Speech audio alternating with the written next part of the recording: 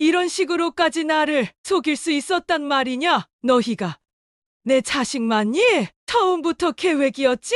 여행도, 웃음도 다 돈 때문이었지? 말 좀 해봐라. 민수야, 내가 한 짓이잖아. 왜 아무 말도 못해? 우린 우리가 필요한 것뿐이었어. 엄마가 가진 게 그게 전부였어. 사람이 돈 앞에서 이렇게까지 변할 수 있다는 걸 난 몰랐다. 잘못했어. 엄마 정말 그럴 생각까진 아니었어. 그 말 지금이라도 믿으라고? 이제 와서? 평생 자식들 뒷바라지만 하던 한 노모가 어느 날 효도 여행이라는 달콤한 말에 이끌려 일본 땅을 밟게 된다. 그러나 낯선 호텔방에서 홀로 남겨진 그날 밤 모든 게 무너졌다. 믿었던 아들과 며느리는 전 재산을 들고 사라졌고 상상도 못한 반전이 그녀를 기다리고 있었다. 안녕하세요. 오늘은 가장 가까운 사람에게 배신당한 어머니의 기막힌 여정을 이야기해 보려 합니다. 이 영상이 누군가에게는 경종이 되고 누군가에게는 따뜻한 위로가 되기를 바랍니다. 구독과 좋아요, 알람 설정까지 해두시면 앞으로도 이런 이야기 놓치지 않으실 거예요. 그날 서울 마포구 한복판에서 모든 게 시작됐다. 평생을 가족에게 헌신한 80 가까운 한 여인의 삶. 그토록 믿고 있던 아들과 며느리는 여행이라는 이름의 배신을 안겨주었다. 비행기 티켓은 편도였고 마음의 상처는 왕복이었다. 낯선 나라, 낯선 공기, 낯선 방. 익숙했던 건 단 하나, 늘 지갑보다 먼저 열었던 마음뿐이었다. 모두가 잠든 밤, 고요한 호텔 방 안엔 복잡한 숨소리만 가득했다. 그 누구도 멈추지 못했다. 아니, 멈추려 하지 않았다. 강원도 속초의 오래된 주택, 바다 내음이 스며든 벽지 사이로 세월이 고스란히 흐르고 있었다. 정분희 씨는 이곳에서 40년 넘게 살아왔다. 시집 온 첫날부터 시작된 삶이었다.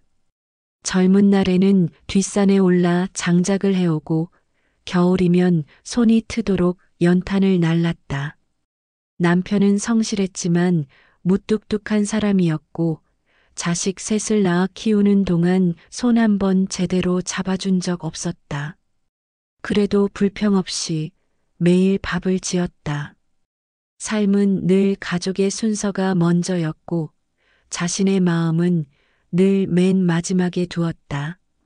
남편이 먼저 세상을 떠났을 때 슬퍼할 시간도 주어지지 않았다.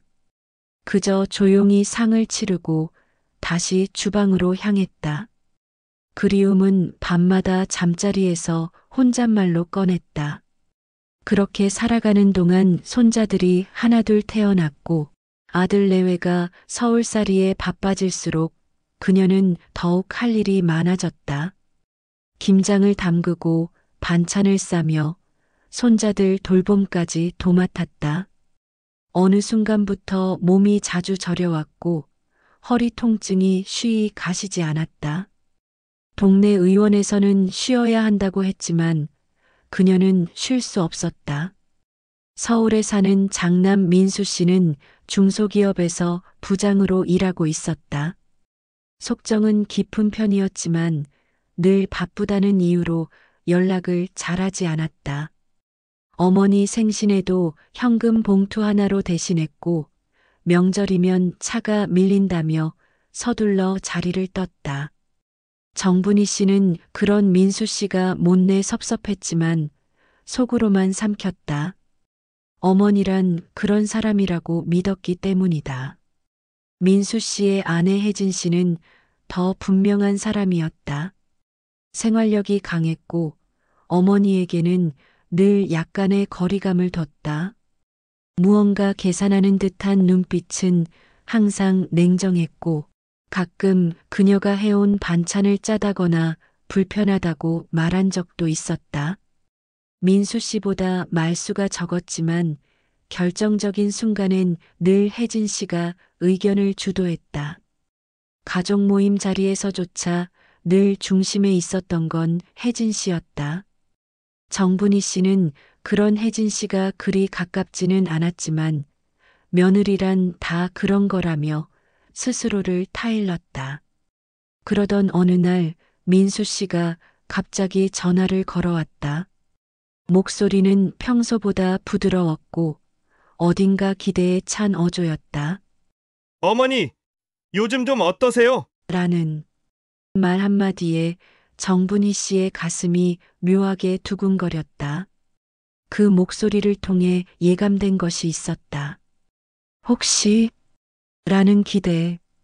그날 밤 전화를 끊은 후 그녀는 괜히 거울 앞에서 머리를 다시 빗었다. 민수 씨는 효도 여행을 가자고 했고 그녀는 눈물이 날 만큼 감동했다. 어릴 적부터 바다만 보며 살았기에 비행기를 타본 적도 외국 땅을 밟아본 적도 없었다.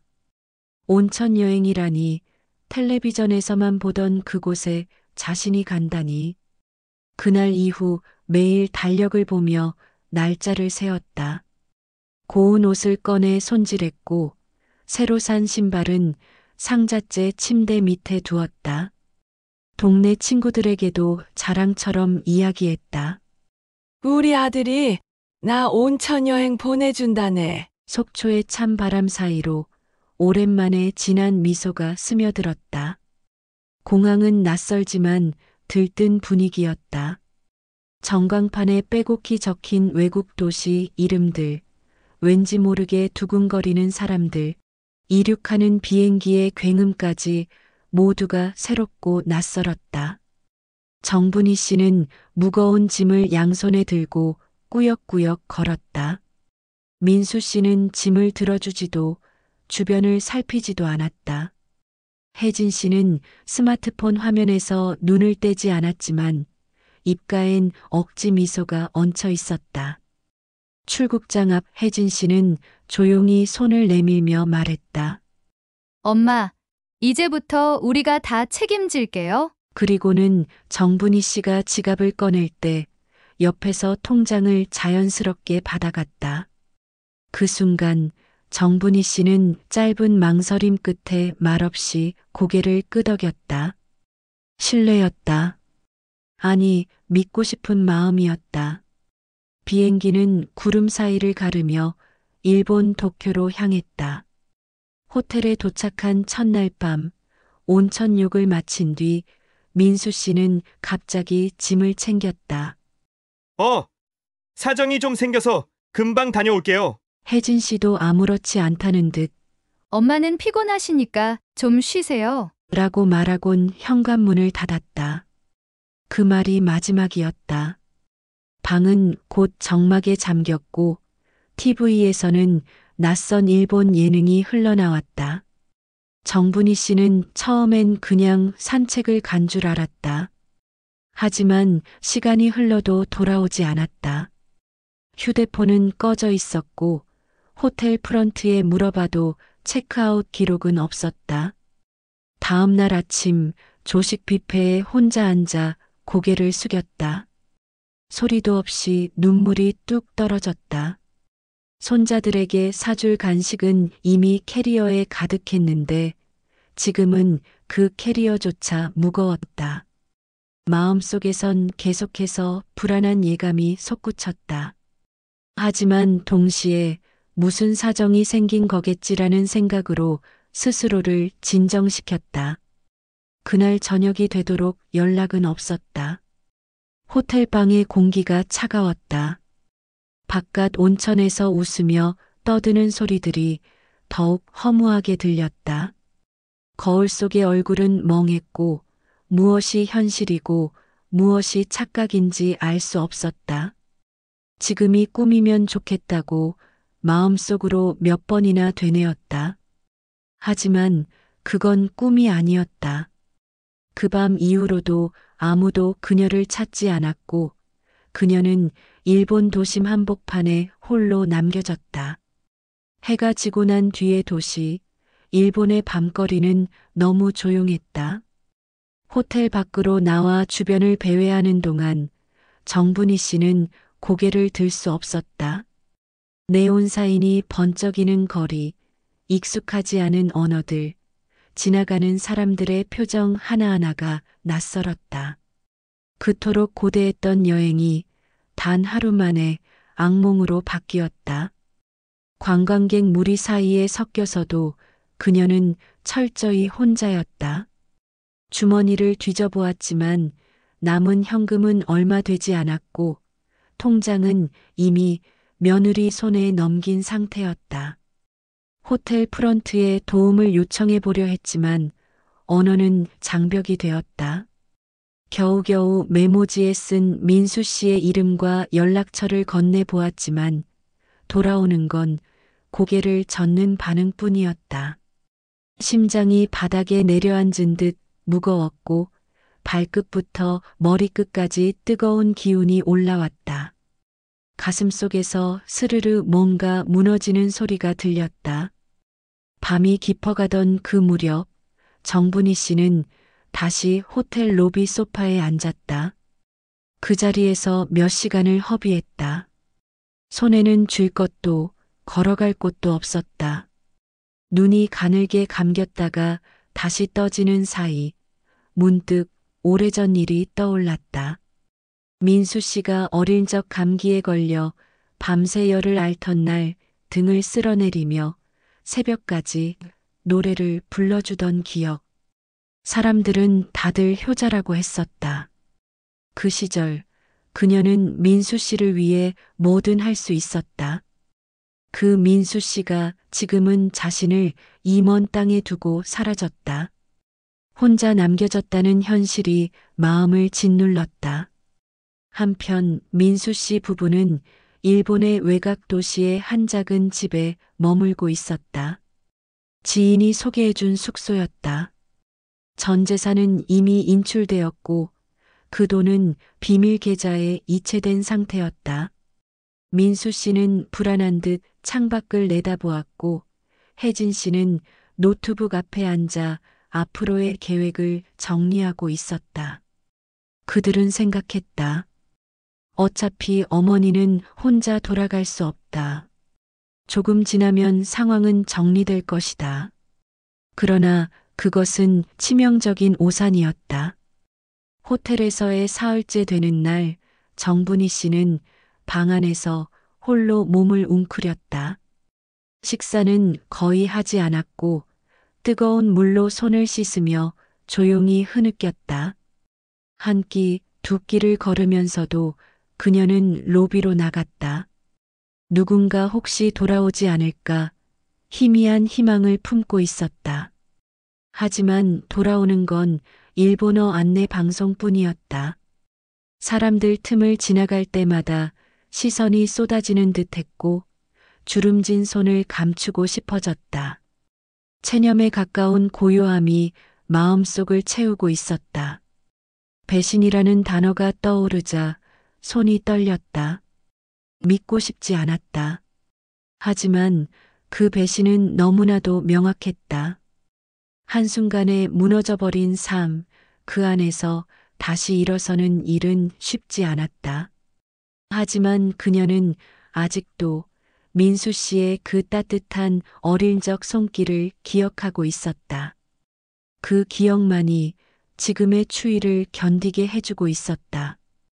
호텔 복도 끝 창가에 앉아 멍하니 바깥을 바라보고 있던 어느 날 오후였다. 정분희 씨는 자신의 의지와 상관없이 하루를 버티는 데만 집중하고 있었다. 밥은 입에 들어가지 않았고 다리는 점점 더 무거워졌으며 머리는 흐릿했다. 몸도 마음도 모두 한계에 닿아 있었다. 그러던 그때 바로 옆 테이블에서 들려온 한국어가 귀를 스쳤다. 아, 이쪽 코스는 꼭 들르셔야 해요. 선명하고 밝은 목소리였다. 무심코 고개를 돌리자 젊은 여성이 한국 관광객들에게 안내를 하고 있었다. 낯익은 언어에 순간 눈시울이 붉어졌다. 망설임 끝에 자리에서 천천히 일어나 다가갔다.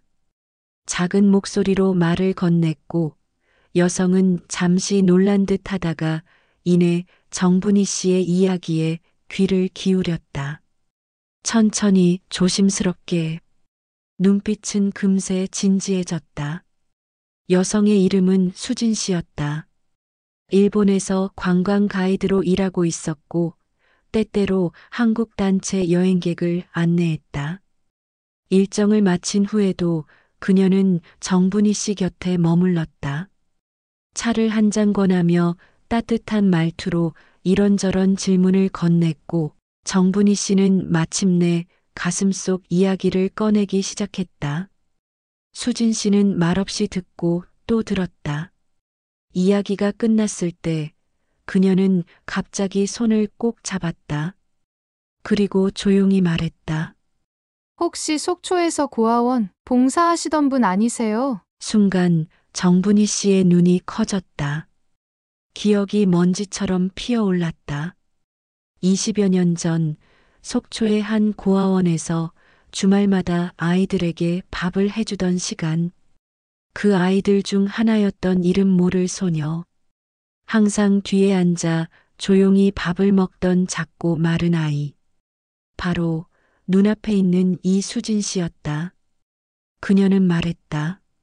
어릴 때 선생님이 제 학비를 몰래 대주셨어요. 아무도 몰랐지만 저는 알았어요. 그 덕분에 고등학교도 대학교도 갈 수 있었고 지금 이렇게 살고 있어요. 목소리에는 진심이 담겨 있었다.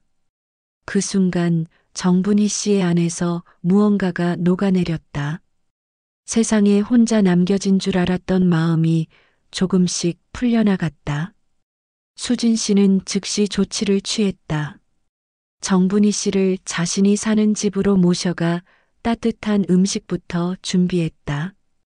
한국 대사관에 연락했고 그녀가 머무는 동안의 일정도 모두 비워두었다. 그러면서 변호사를 소개해 주겠다고 했다. 이건 반드시 바로잡아야 해요. 어머니는 이용당하신 거예요. 법이 도와줄 수 있어요. 그 말에 정분희 씨는 눈을 감았다. 긴 시간 참아왔던 감정이 터지기 직전이었다. 사람의 따뜻함이 절망의 끝에서 나타난 기적 같았다. 며칠 뒤 그녀는 변호사와 상담을 시작했다. 민수 씨와 혜진 씨가 사용한 계좌와 출금 기록, 통장 전달 상황까지 세밀히 정리되었고 혐의는 명확해졌다. 사람의 마음을 배신한 죄보다 돈을 훔친 흔적은 훨씬 더 구체적이었다. 일본 현지 경찰과 대사관의 협조를 받아 그녀는 고소장을 접수했다. 말없이 도장을 찍던 순간 손끝이 떨렸지만 눈은 흐려지지 않았다. 그날 이후 정분희 씨는 매일 조금씩 음식을 삼켰고 거울을 볼 수 있게 되었다. 심장 한구석에서 아주 작은 불빛이 살아났다. 그것은 삶에 대한 끈질긴 의지였다. 민수 씨의 휴대전화는 어느 날 갑자기 울리기 시작했다. 처음엔 국제전화였다. 스팸일 거라 생각하고 무시했다. 그러나 몇 분 뒤 국내 번호로 변호사 사무실에서 전화가 왔다. 목소리는 단호했고 짧았다. 정분희 씨 측에서 횡령 혐의로 고소장을 접수했습니다. 서류가 곧 전달될 예정입니다. 순간 그의 손에서 전화기가 미끄러졌다. 옆에서 이를 지켜보던 혜진 씨는 그저 입술을 꾹 다물었다. 얼굴이 싸늘하게 굳어졌고 말없이 노트북을 덮었다. 무언가 예감하고 있었던 듯했다. 민수 씨는 점점 다급해졌고 컴퓨터를 열어 계좌를 확인했지만 이미 계좌는 동결되어 있었다. 그제야 사태의 심각성을 실감했다. 수면 위로 떠오른 진실은 그들을 천천히 그러나 확실하게 잠식해갔다. 며칠 후 일본의 그 지인 집으로 경찰이 찾아왔다. 외교 경로를 통해 수배가 내려진 상태였다. 정식 체포는 아니었지만 출국이 금지되었고 조사 대상임이 분명했다. 민수 씨는 머리를 감싸쥐며 벽에 기대어 앉았다. 눈앞이 아득했다. 한순간의 결정이 이렇게 되리라곤 상상조차 하지 못했다. 한편 정분희 씨는 수진 씨의 도움으로 한국으로 돌아오고 있었다. 비행기 안 창밖의 구름은 옅은 흰색으로 흘렀고 마음은 복잡하게 뒤섞여 있었다. 몸은 여전히 무거웠지만 이제는 그 무게가 분노에서 비롯된 것이 아니었다. 돌아가야 할 곳이 있다는 것만으로도 조금은 위안이 되었다. 그러나 마음 한구석엔 아직 해결되지 않은 응어리가 남아 있었다. 그것은 돈이 아닌 신뢰의 문제였다. 귀국 직후 정분희 씨는 변호사와 함께 재판 준비에 들어갔다. 그녀의 이야기는 많은 사람들에게 전달되었고 언론에도 보도되었다. 고령의 여성이 가족에게 배신당한 사건. 세상은 분노했고 공분이 일었다. 정분희 씨는 인터뷰를 거절했다. 조용히 차분히 절차에만 집중하고 싶었다. 재판 당일 법정에서 마주한 민수 씨의 얼굴은 수척했고 혜진 씨는 냉랭하게 시선을 외면했다. 그들은 변명하지 않았다. 그럴 수 없었다. 모든 증거가 그리고 그들의 선택이 너무 명확했기 때문이다. 판사는 단호한 목소리로 판결을 내렸다. 피고 민수, 피고 혜진 피고인들은 피고인의 모인 정분희 씨에게서 총액 1억 7천만 원 상당의 금전을 기망과 강압을 통해 횡령하였으며 그 문장이 끝날 때쯤 정분희 씨는 조용히 눈을 감았다. 다시 열리지 않던 눈꺼풀 아래에서 오래된 상처 하나가 봉합되고 있었다. 재판 결과 민수 씨는 직장에서 파면되었고 혜진 씨가 운영하던 온라인 사업 역시 폐업 상태에 들어갔다. 가진 것을 지키려다 모든 것을 잃은 셈이었다. 정분희 씨는 법적으로 모든 재산을 되찾았고 다시 속초로 돌아갈 수 있었다. 그러나 그곳에 돌아가도 예전의 일상은 없었다. 달라진 건 풍경이 아니라 마음속 풍경이었다. 그녀는 더 이상 가족에게 의지하지 않았다. 손자들의 사진은 여전히 책상 위에 놓여 있었지만 매달 반찬을 싸서 택배로 보내는 일은 이제 하지 않았다. 대신 손편지를 써서 보냈다. 긴 편지가 아니라 짧은 안부 한 줄. 그 안에 담긴 무게는 그 어떤 유산보다도 값졌다. 속초의 바닷바람은 예전보다 한결 더 차갑게 느껴졌다. 정분희 씨는 여전히 그 바람 속에 서 있었다. 조용한 카페 한켠 바다를 향해 난 창문 앞에서 따뜻한 커피 한 잔을 들고 있었다. 바다엔 사람도 없고 파도만이 쉼없이 밀려왔다. 그 물결 하나하나가 마음속의 감정과 맞닿았다. 재판이 끝난 지 한 달이 지났다. 모든 게 끝났지만 마음은 끝나지 않았다.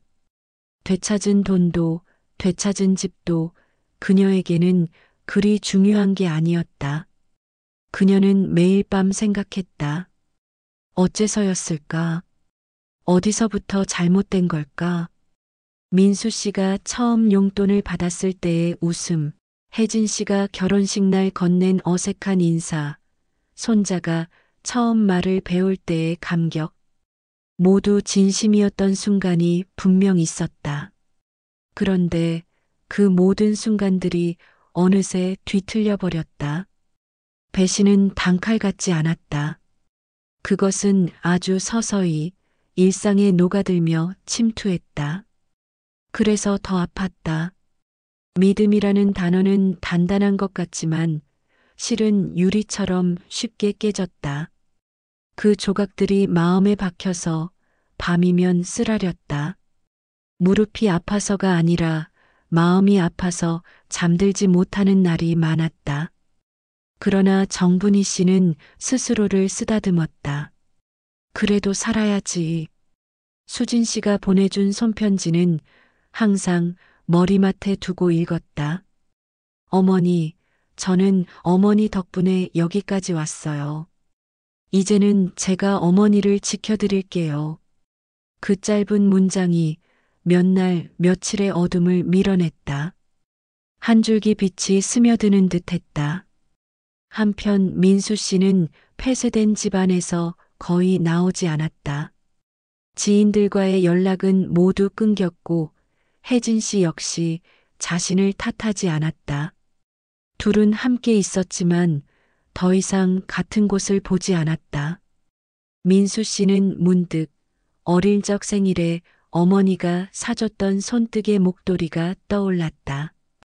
그 목도리를 둘렀던 날 너무나 따뜻해서 눈물이 날 뻔했던 기억.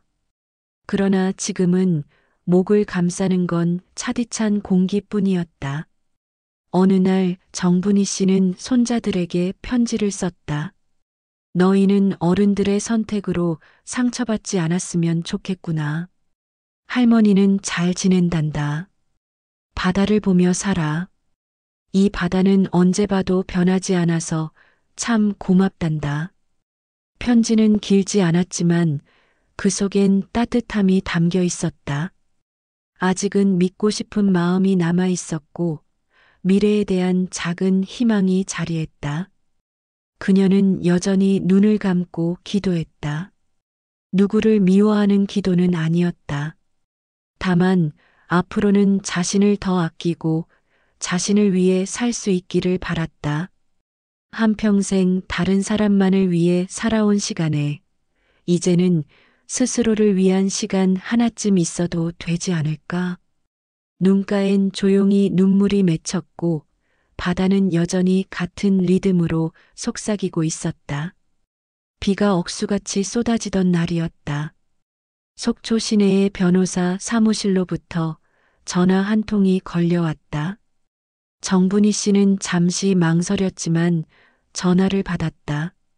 상대는 조용하고 단단한 목소리로 말했다. 민수 씨, 측에서 조정 신청이 들어왔습니다. 내용은 사과와 선처 요청입니다. 그 말에 한동안 입을 열지 못했다. 조정이라니, 사과라니. 정분희 씨는 혼잣말처럼 되뇌었다. 그날 이후로 처음이었다. 민수 씨가 자신의 이름을 입에 올렸다는 것 자체가. 며칠 뒤 조정위원회에서 마주한 민수 씨의 모습은 참으로 초라했다. 잘 다듬었던 머리는 헝클어져 있었고 양복은 어깨에 맞지 않았다. 고개를 들지 못했고 입술은 바짝 말라 있었다. 정분희 씨는 그를 바라보았다. 어느 순간 뇌리에 박힌 기억 하나가 다시 떠올랐다. 감기 걸린 민수 씨를 품에 안고 밤새 달래던 그 장면. 그때처럼 그의 어깨는 여전히 작고 위태로웠다. 하지만 감정은 흔들리지 않았다. 정분희 씨는 침착하게 입을 열었다. 사과는 받을 수 있지만 용서는 쉽지 않습니다. 내가 준 것, 믿음이든 돈이든 그것들을 돌아보는 데는 시간이 필요할 겁니다. 그 말에 민수 씨는 무릎을 꿇었고 아무 말도 하지 않았다. 그 조용한 고백이 오히려 더 처절했다. 그날 밤 그녀는 카페로 돌아와 늦게까지 창문 너머 바다를 바라보았다. 파도는 여전히 같은 패턴으로 다가왔다. 지치지도 않고 미워하지도 않고 그 순간 그녀의 마음속에서도 미움이 조금은 가라앉았다. 이제는 복수가 아닌 정리의 시간이라는 걸 깨달았다. 며칠 후 법원에서는 최종 판결이 내려졌다. 민수 씨 부부는 징역형은 면했지만 사회봉사 명령과 손해배상 의무를 지게 되었다. 재산은 모두 반환되었고 법적으로도 정분희 씨의 권리가 확실히 확인되었다. 정의가 실현되었다는 안도감보다는 조용한 허무함이 찾아왔다. 그것은 모든 걸 되돌렸지만 돌이킬 수 없는 시간들이 남겨진 결과였다. 그러나 정분희 씨는 이제 그 허무함조차 받아들일 수 있었다. 수진 씨와 함께 밥을 먹으며 웃을 수 있었고 동네 아이들의 인사를 반갑게 받을 수 있었다. 그녀는 자신이 지켜야 할 것이 이제는 과거가 아니라 지금이라는 사실을 알게 되었다. 그리고 어느 날 뜻밖의 일이 일어났다. 손자 중 하나가 작은 편지를 보냈다. 할머니, 보고 싶어요. 이제 제가 할머니 댁에 놀러 가도 될까요? 편지를 읽는 순간 눈물이 멈추지 않았다. 가슴이 뜨거워졌고 다시 살아야겠다는 생각이 들었다. 진정한 복수는 결국 사랑을 포기하지 않는 것이었다. 재판이 끝난 이후 정분희 씨의 삶에는 느리지만 분명한 변화가 찾아왔다. 속초의 작은 바닷가 마을은 여전히 조용했고 사람들의 일상은 어제와 다르지 않았지만 그녀의 내면은 아주 많이 달라져 있었다. 자주 찾아오던 통증도 불면증도 서서히 사라졌다. 몸이 나아졌기 때문이 아니라 마음의 긴장이 조금씩 풀어졌기 때문이었다. 카페 창문 너머로 들어오는 빛이 눈부셨다. 예전에는 그저 지나가는 시간의 그림자처럼 느껴졌던 햇살이 이젠 조금씩 다정하게 느껴졌다. 정분희 씨는 매일 새벽이면 작은 손수건으로 테이블을 닦고 커피를 내리고 가끔은 관광객들과 몇 마디 안부를 나누었다. 누가 물으면 아들이 운영해준 카페예요라고 말하곤 했지만 그 안에는 수많은 사연이 감춰져 있었다. 사연을 다 말하지 않아도 이미 마음속에서는 정리가 끝난 듯 했다. 민수 씨와 혜진 씨는 조용히 사라졌다. 서울의 집은 경매로 넘어갔고 민수 씨는 작은 지방 도시에서 지인의 공장에서 일하고 있다는 소문만 전해졌다. 혜진 씨는 연락을 끊고 지냈다. 정분희 씨는 그들을 찾지도 원하지도 않았다. 이미 필요한 건 다 끝났다. 복수가 목적이 아니었기에 결과가 더 이상 중요하지 않았다. 손자들은 간간히 안부를 물어왔다. 편지를 통해 이어진 그 연결은 예상 외로 단단했다. 어린 마음에도 뭔가를 느낀 듯했고 그 진심이 편지 한 줄 한 줄에 고스란히 담겨 있었다. 정분희 씨는 손자들에게만큼은 상처를 물려주고 싶지 않았다. 그래서 복수를 하되 분노로 끝맺지 않기로 마음먹었던 것이다. 어느 날 카페 한편에 조용히 걸려있던 흑백 사진이 눈에 띄었다. 젊은 시절 남편과 나란히 찍은 사진, 그리고 아이 셋이 웃고 있는 가족 사진. 그녀는 그 앞에 서서 오래도록 사진을 바라보았다. 사진 속엔 여전히 웃고 있는 아이들이 있었고 그 중 하나가 바로 민수 씨였다. 그 얼굴을 바라보며 그녀는 혼잣말처럼 중얼거렸다. 그래도 한때는 참 예뻤지. 복수는 끝났지만 마음은 계속 자랐다. 이제는 스스로를 보살피는 삶. 누구를 위해 희생하지 않아도 죄책감을 느끼지 않는 하루. 그 일상이야말로 진짜 회복이었다. 사람들은 종종 물었다. 어떻게 그렇게 단단해지셨어요? 정분희 씨는 그럴 때마다 웃으며 말했다. 사는 게 나를 기다려준 거지요. 그리고 어느 비 오는 날 마지막으로 민수 씨에게 짧은 편지를 썼다. 봉투엔 전달하지 마세요라는 메모가 붙어 있었지만 내용은 담백했다. 잘 살아라. 나는 이제 괜찮다. 내가 나를 다시 사랑할 수 있는 날이 오면 그땐 늦지 않았으면 좋겠다. 편지는 서랍 깊숙이 넣었고 다시 꺼내지 않았다. 그 대신 매일 아침 바다에게 인사를 건넸다. 바람이 유난히 부드럽던 어느 봄날 아침, 속초의 조그마한 바닷가 카페에 따스한 햇살이 스며들었다. 정분희 씨는 언제나처럼 새벽에 일어나 창문을 열고 커피를 내렸다.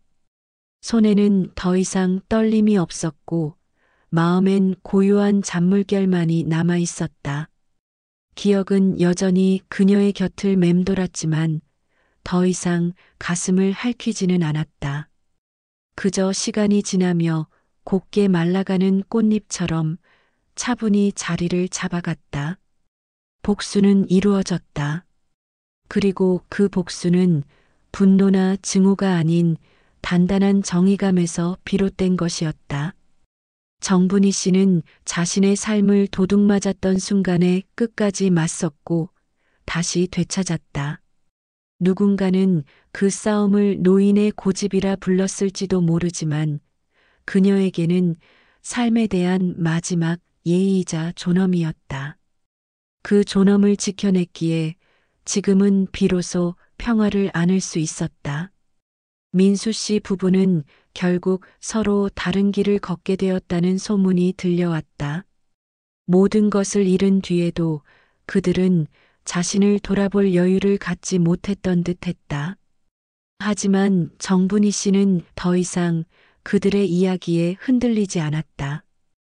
기억은 남았지만 집착은 떠나갔다. 이제 그녀가 지켜야 할 것은 흘러간 과거가 아니라 남은 삶이었다. 그녀는 카페 한켠에 작은 일기장을 두었다. 매일 그날의 기분을 한 줄씩 적었다. 오늘은 커피 맛이 좋았다. 바다가 유난히 파랗다. 손자가 보내준 그림 엽서에 웃음이 났다.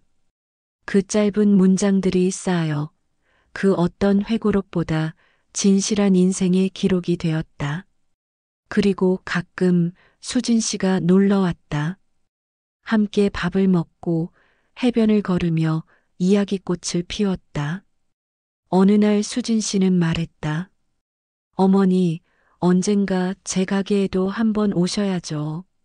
정분희 씨는 살짝 웃으며 고개를 끄덕였다. 그땐 내가 커피 싸갈게. 일본 것도 못지않게 맛있거든. 어느 봄날 손자 둘이 카페로 찾아왔다. 아직은 어색한 웃음이지만 손에는 작은 케이크 상자가 들려 있었다. 정분희 씨는 아무 말 없이 그들을 안았다. 그 순간 세상이 다시 따뜻해졌다. 사랑은 여전히 남아 있었고 다음 세대로 이어질 준비가 되어 있었다. 이제는 비바람이 몰아쳐도 두렵지 않았다. 삶은 그렇게 다시 흐르고 있었다. 복수를 끝으로 멈춘 것이 아니라 그 복수 덕분에 새로 시작된 것이었다. 누군가 물었다. 그토록 많은 걸 잃고도 어떻게 웃을 수 있었나요? 정분희 씨는 조용히 대답했다. 그래도 나는 나를 잃지 않았으니까요. 여러분은 어떻게 생각하시나요? 가장 믿었던 사람에게 배신당한 순간 여러분은 어떤 선택을 하셨을 것 같나요? 댓글로 여러분의 생각을 들려주세요. 이 영상이 마음에 닿았다면 구독과 좋아요, 알림 설정 부탁드릴게요. 진심으로 시청해 주셔서 감사합니다. 다음 이야기에서 또 뵙겠습니다.